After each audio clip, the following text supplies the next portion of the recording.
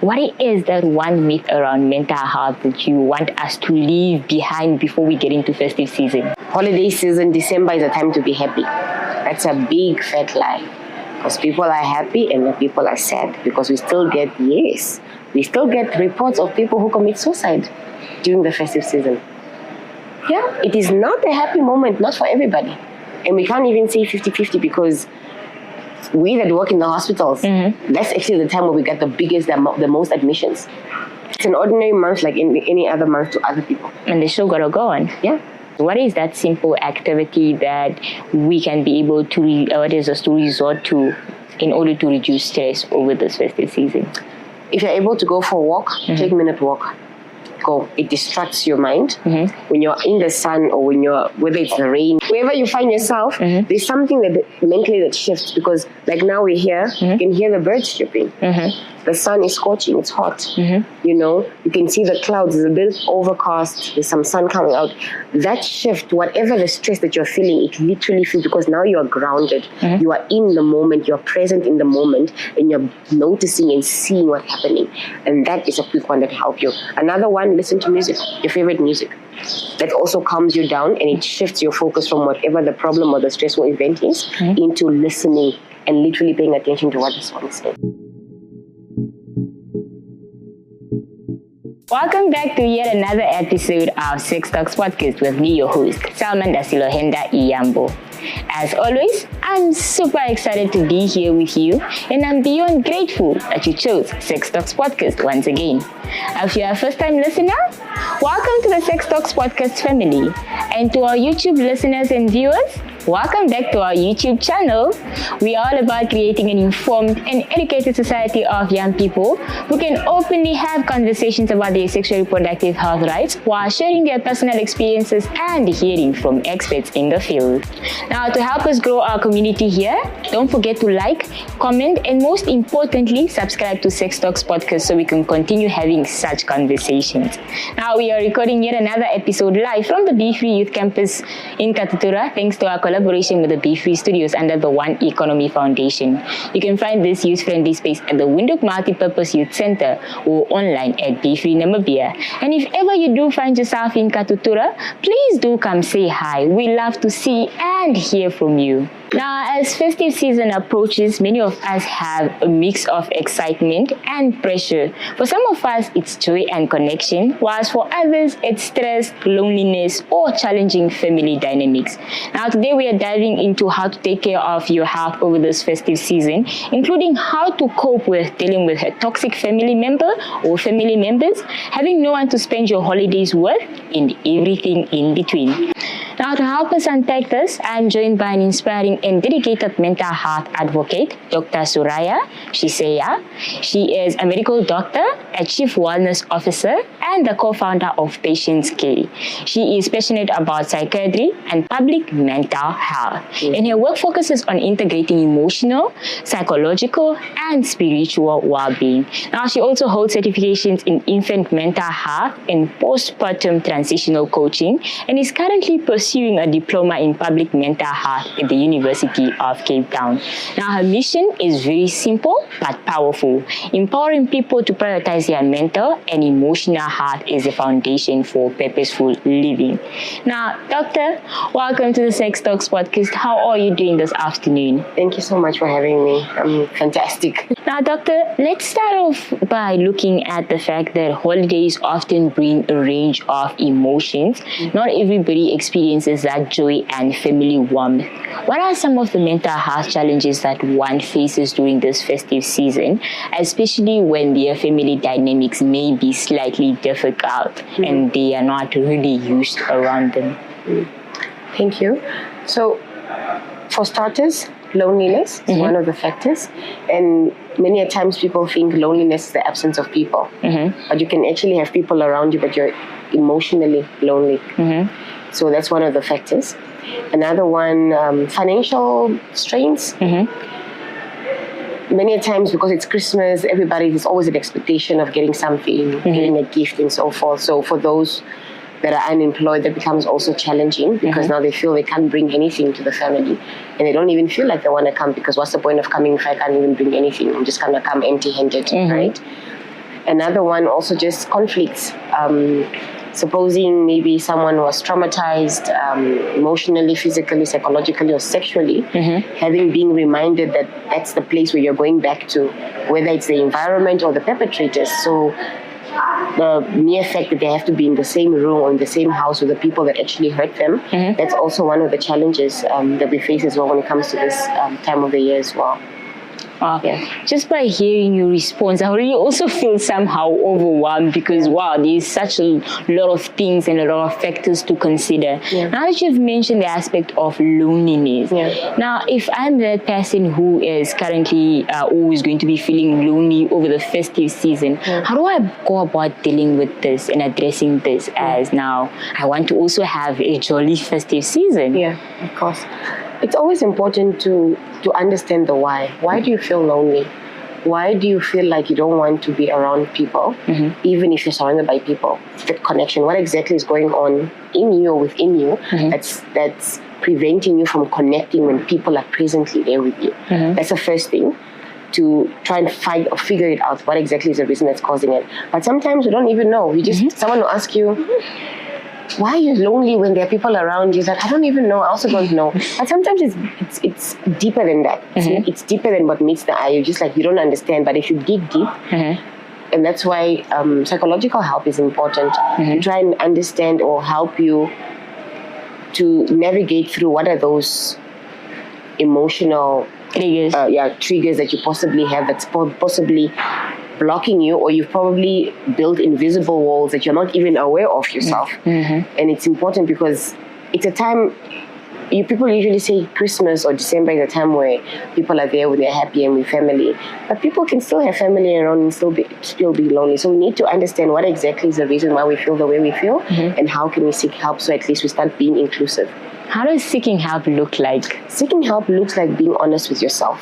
First of all, acknowledging that, look, there are people around, my siblings are around, my family is around, my husband is around, my wife is around, but I still feel lonely. Why? I don't understand how to. One, seek help. So for those obviously that don't have medical aid and so forth, I mean, there are facilities. I mean, there's a mental hospital that's around. People can also come here at the Be Free campus as well. There's patient care that's also available. People can also do that for those who don't want to be seen physically because they're still trying to sort of grow or trying to have some form of trust, but then they just don't trust to be in a place where someone else can see them.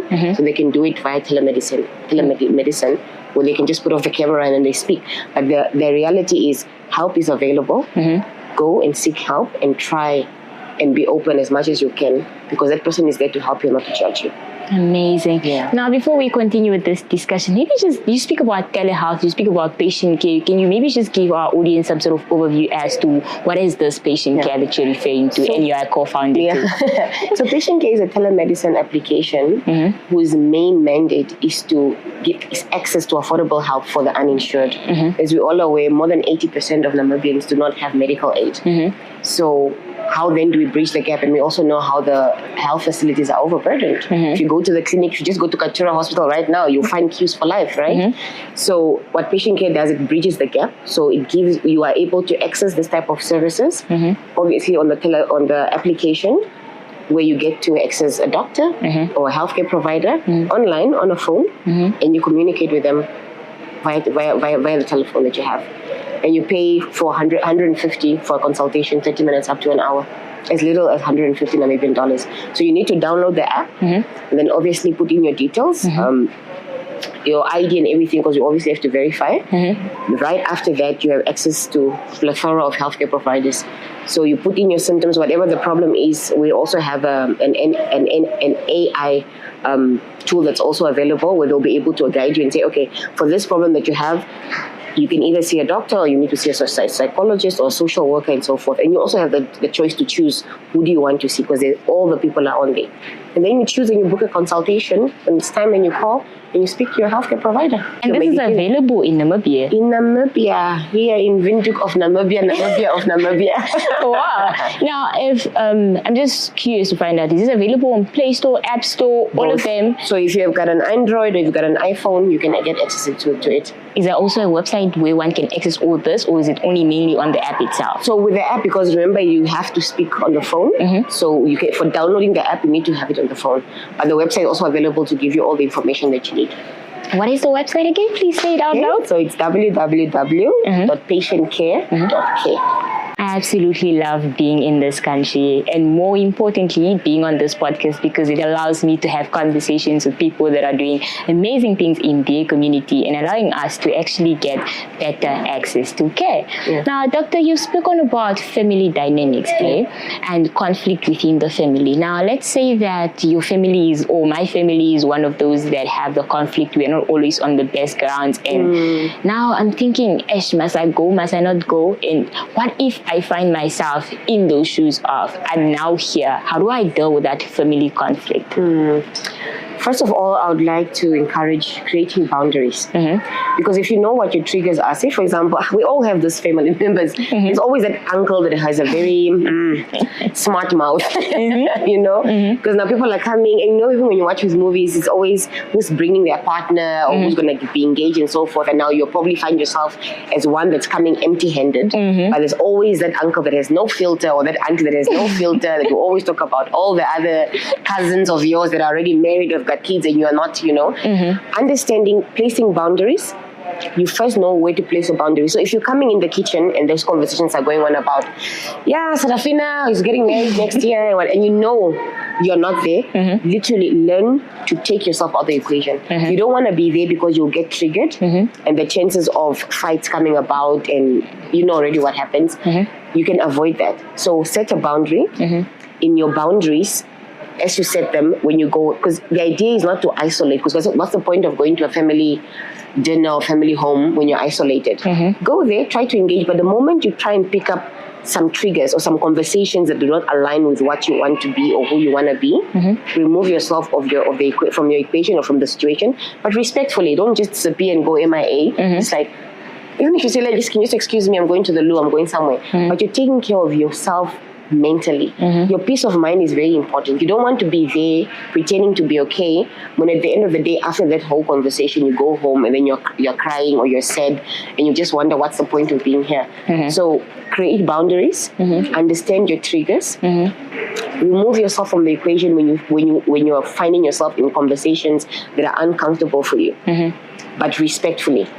And if you're going to be in the company of people that are probably your peers, whatever, even if it means changing up the conversation, like, okay, guys, can we talk about something different or something else? Don't just sit there and suffer in silence when the conversations are not pro you mentally. Amazing. Now, let's look at it from the scenario of you try to do this, but at some point you really find yourself in this conversation or in this triggering setting where you're sitting with family members. What are some of the tips that you can then be able to give to our listeners to say that after that conversation, this is how you can better take care of yourself and this is what you can be able to do? Is this now in the moment or after the moment? Because often at times it catches up with you after the moment. After the moment. Okay. It's important to let the people know. I know people are different, and some people are confrontational, respectfully. Others would rather just keep quiet and just have the pain or hurt harbor, which is completely, I would never advise anyone to go through that, because that's how you keep piling up emotions, and then by the time you burst, and that's why sometimes when you find people doing heinous things after being stressed or just boiling up, because then you don't even recognize this person, it's because we've been piling up on emotions and feelings and hurts without actually speaking out. So I would advise, once everything is settled, whether there was alcohol involved or whatever, once everybody is sober, it's important to have a family meeting. And I know it's difficult, but you need to stand your ground, and people need to understand what your boundaries are, or who you are, or what you tolerate and what you don't tolerate. You know, basically your deal breakers. Uncle, respectfully, I really appreciate it if you don't talk about this area of mine, whatever it is, whether it's my weight, the fact that I don't have a child, the fact that I don't have a boyfriend or a partner in my life. Please don't do that. It really, and say, it makes me, talk about me because it's you. Don't generalize it or sort of start blaming or pointing fingers. I don't like the way you speak about me in my presence or in my absence. I would appreciate it if whenever it comes to relationship, just leave me out of it. Respectfully, and really when you confront it, they'll also see you from a different perspective or a different angle. Like, okay, this person is really speaking, but I know that people are different. You don't really have to, and don't go there with the expectations that everybody's going to listen to you, because human beings are human beings. But at least you relayed your message, so that the next time it happens again, and you remove yourself of the equation, or you leave the family group, or you leave the premises, they know, oh, last year Selma said ABC. Nobody's adhering to her concerns. So now we understand. And no one's going to come and pretend and say, oh, Selma, why did you leave the family group? You know why you left the family group, because I did address, and you guys are not respecting my wishes and my concerns. So it's important to speak out, but again, respectfully, be honest with what it is that is bothering you or what is triggering you. Set it down. Don't, because the reason why I'm saying you need to speak it out is because if you don't, people are going to keep coming and asking, why is this happening? You're going to get frustrated. In you, you know the reason, but you haven't spoken to it. So it's best if you speak it out so that everybody is aware. And you're on the same page. And you're on the same page, so that when you remove yourself from this environment or situation, nobody has any right to ask you why. Unless they were really just ignorant when you actually addressed them. Or sometimes maybe it's not even the whole family, maybe just one specific person.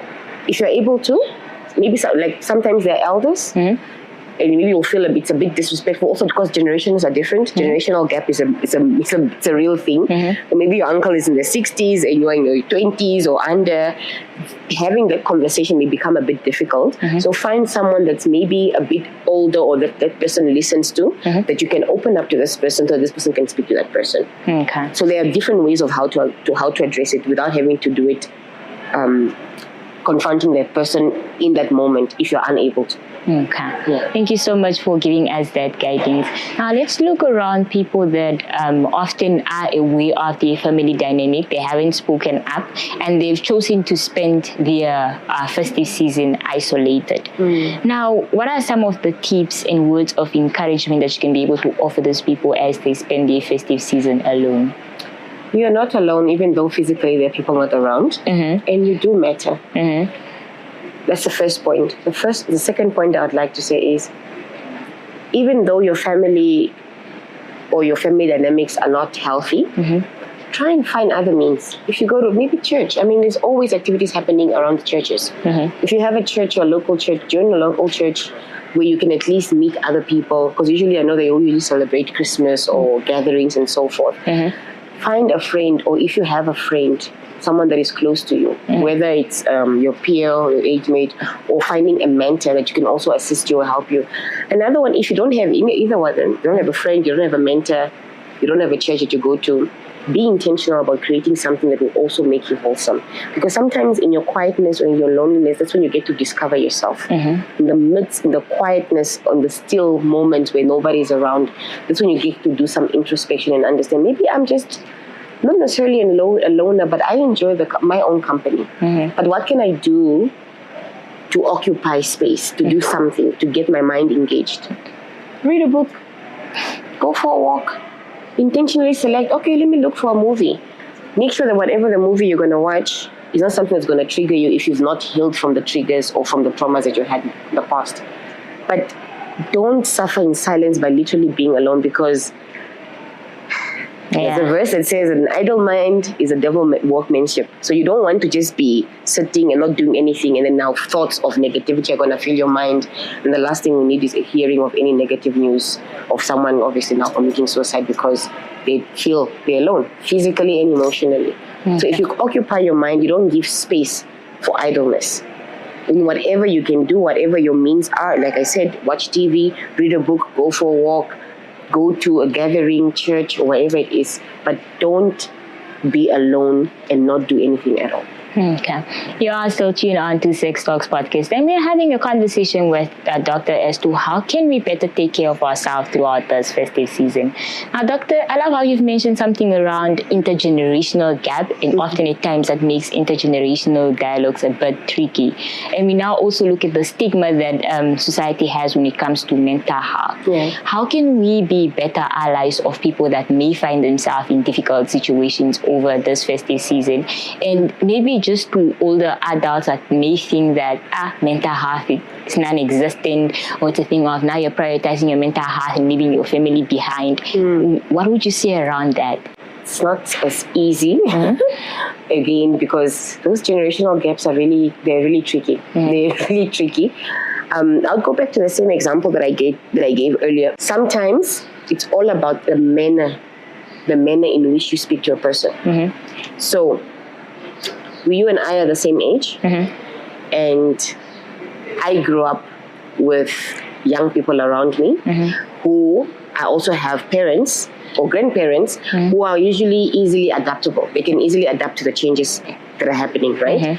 You, on the other hand, grew up with similar lifestyle. However, yours are very strict and rigid. They're like, this is not what we did in our time. You always keep being reminded of, look, back in the days, you don't do this, you don't do this. So you sort of also have some form of intelligence on how to reach out to them within their gap or within their generational gap.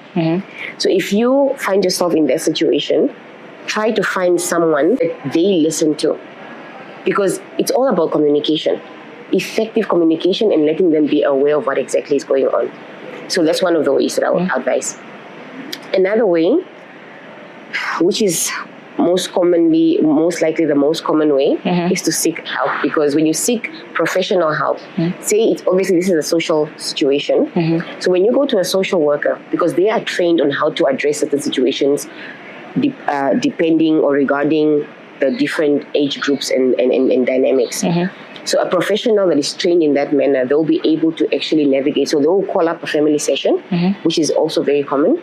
They'll call up a family session, and then they call in the people, where is the older one, and they're like, look, this is what's going on. This person is suffering, and they're suffering because of what is happening.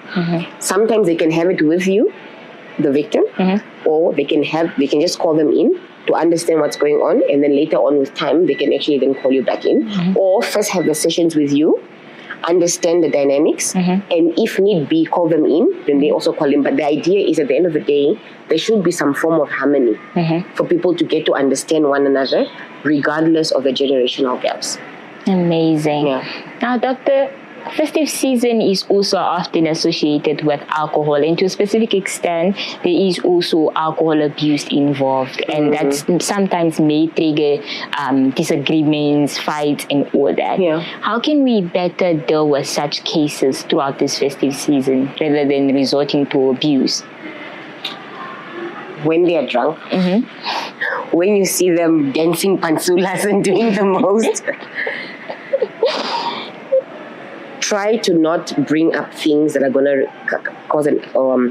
bring up or stir up an argument, because you know what happens with alcohol, it actually heightens the problem. And sometimes people tend to only open up or speak their truth when they are under the influence.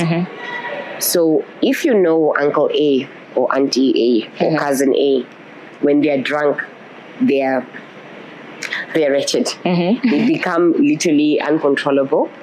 Do not bring up or talk about a conversation that you know is going to trigger them. Again, retract yourself from the conversation or limit the conversation. Just observe, learn, study, and also understand that, yes, even though people say when people are drunk, that's when they speak their truths. Yeah, to some extent, yes, because they are not themselves, but their innermost feelings and innermost hurts come from there. A trick.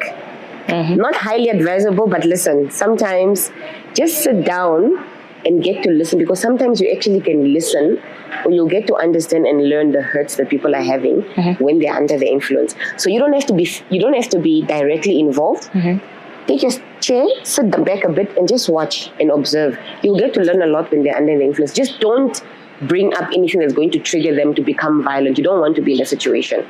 But in the moment, while you're observing, while you're learning and analyzing, you can pick up a few things. When they're sober, the best thing is, do not bring up issues when people are under the influence. Bring it up when they're sober. But while they're under the influence, there's a lot you can learn during that moment. And then try and reach out to them when they're sober.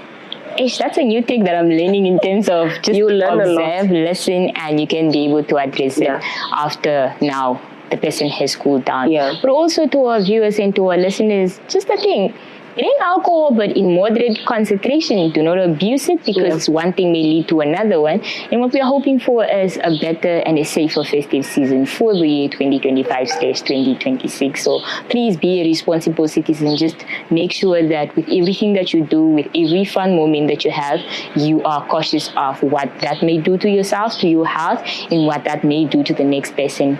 Now, doctor, what can I be able to do to help a friend, a family member, or someone that you find yourself with throughout the festive season if they are crashing out? So assuming you're close to this person, right? That's scenario number one. You're close to this person, and this person, you have a good relationship. You know exactly what the reason is that this person is being triggered or why they're crashing out. And you've tried to speak to them, you've given them advice and so forth, and nothing is helping. Now you go to the next level. So who is this person close to? Who does this person look up to? Assuming it's someone that is within your circle, someone that you know, whether it's a pastor, community leader, maybe they're a mentor or something, we don't know. Because sometimes people are not always honest with what exactly they're going through. So sometimes they want to sugarcoat and look like they're okay, but deep down inside they're actually dying. So then reach out to that person. This is now scenario number one. So this person maybe has a mentor that they really look up to. Reach out to that person. Yes, it's a bit of... Isn't it invasion of privacy? Invasion of privacy, but this person's life is in danger. Because remember, you said they're crashing out, and you know that if this person doesn't seek help, it's going to be another statistic of either suicide or God knows what's going to happen. So we are giving a scenario of it's really at the... It's a severe situation that they're in right now. It's do or die. If you don't help this person, you might get a notice that tomorrow you found this person overdosed. So you go to that person that they or their mentor or whoever they look up to. But scenario number two, this person doesn't have any other family member. They don't know you don't know of anyone that they look up to. So what's the next step? Go seek help.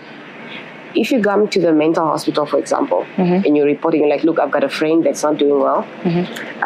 She's suicidal, she's always alone, or she's drinking too much and so forth.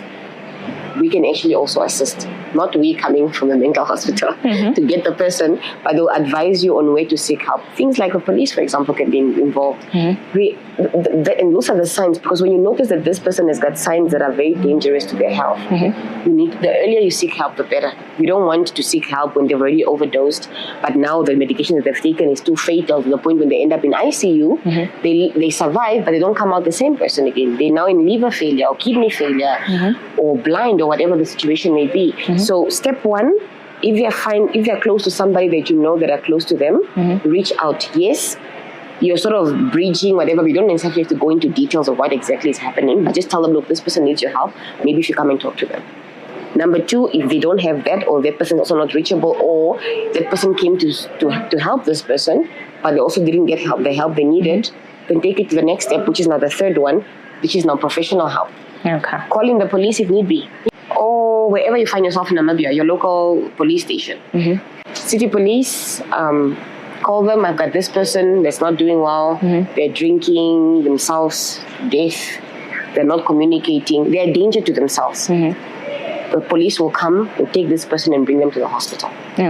From there, then they will now find out the underlying factors. If they need a social worker, if they need to go to rehab, if they need a psychologist, if they need a family session, we help them. They need to get the help they need. Don't let them suffer in silence. Amazing. Thank you so much for being here and giving us this insights as to how can we then better be better citizens throughout this festive season, but most importantly, how can we protect ourselves and our loved ones. Now, Doctor, we are moving to my most favorite part of this podcast episode, which are the quick fire segments. I get to ask you 3 questions. You get to answer the first thing that comes to mind. Now, your first question, Doctor, is what is that one myth around mental health that you want us to leave behind before we get into festive season? Holiday season, December is a time to be happy. That's a big fat lie. Because people are happy and the people are sad. Because we still get reports of people who commit suicide during the festive season. Yeah, it is not a happy moment, not for everybody. And we can't even say 50-50 because we that work in the hospitals, that's actually the time where we get the biggest, the most admissions. Actually, come to think of it, now I'm like, actually, we all most of the time think that festive season is supposed to be the happiest times of our lives, but life still goes on and there's a lot happening. It's an ordinary month like any other month to other people. And the show gotta go on. Yeah. Okay. Now, your second question for this quickfire segment is, what is that simple activity that we can be able to, resort to in order to reduce stress over this festive season? If you're able to go for a walk, take a minute walk. Go. It distracts your mind. When you're in the sun or whether it's the rain, sun, I can't say snow, wherever you find yourself, there's something that mentally that shifts, because like now we're here, you can hear the birds chirping. The sun is scorching, it's hot. You can see the clouds, it's a bit overcast, there's some sun coming out. That shift, whatever the stress that you're feeling, it literally feels, because now you are grounded. You are in the moment, you're present in the moment, and you're noticing and seeing what's happening. And that is a quick one that helps you. Another one, listen to music, your favorite music. That also calms you down, and it shifts your focus from whatever the problem or the stressful event is into listening and literally paying attention to what the song says. Thank you so much, Doctor. Your last question for the quick fire segment is, what is that one message that you have for those that may be feeling overwhelmed, feeling alone, or just unsure of what exactly am I feeling, but I know it's not what I'm used to? What message do you have for them right now? Okay. Number one, you matter. Your life matters. This is just a season in your life. It's unfolding for better to come. However, do not suffer in silence. Help is available everywhere, whenever you find yourself, even whether you are at the deepest end of wherever. There is a toll-free number you could always call to, like Child Life Lifeline, if you need to speak to somebody, but do not suffer in silence. Indeed, please do not suffer in silence, because there is help available for you, and you matter. You and your life matter. Your contribution to this country matter, and just you as an individual, you do matter to us and to your loved ones.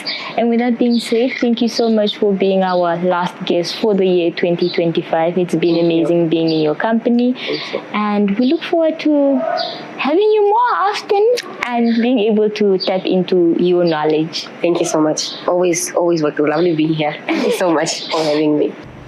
And with that being said, we have come to the end of this episode about how you can better take care of yourself and your mental health throughout this festive season. And just a disclaimer, if you hear any sounds, you see any movements, those are just of our members as well as staff members at the Be Free Youth Campus, because we now started a series whereby we are recording from outside the studio at places around the campus, which is now the Be Free Youth Campus. So you get to see a lot of movements, you get to hear a lot of things happening here. So please do be with us. And also, this is the very last episode of Sex Talks Podcast for the year 2025. And I would just like to take this opportunity to say thank you so much for being part of the Sex Talks Podcast community. Thank you for being engaging listeners and viewers. Thank you for always giving us recommendations as to what are some of the conversations that we can be able to have, what are some of the key areas that we should be able to focus on. And for some of you, even volunteering to be guests and giving recommendations as to who our next experts and young people who you like to hear these stories should be. Now, as we close off 2025, I want to wish you a Merry Christmas and a new year that is filled with peace, joy, and we hope that this new year is actually one that is filled with hope, health, and new possibilities as we now move on to 2026. May you be kind to yourself as you navigate this festive season. Remember that the best gift that you can offer to yourself is being kind and extending some grace to yourself, if not most grace, given that yes, it's festive season, but the show gotta go on and life still proceeds. Now, you can still be able to listen to all the other episodes of Sex Talks Podcast should you not have had an opportunity throughout the whole year. You can still be able to access those on Spotify, Apple Podcasts, as well as YouTube. And until next year, amigos, adios, and it's been amazing being in your company and for trusting me to be your host for Sex Talks Podcast. And I promise to be back to do better and most definitely to continue in prioritizing your health and well-being as per the slogan of our podcast, because your health and well-being remains our main priority here at Sex Talks Podcast, live at the Be Free Youth Campus. And this would not have been possible without our main sponsor, which is now Be Free Namibia under the One Economy Foundation. So until then, amigos, adios!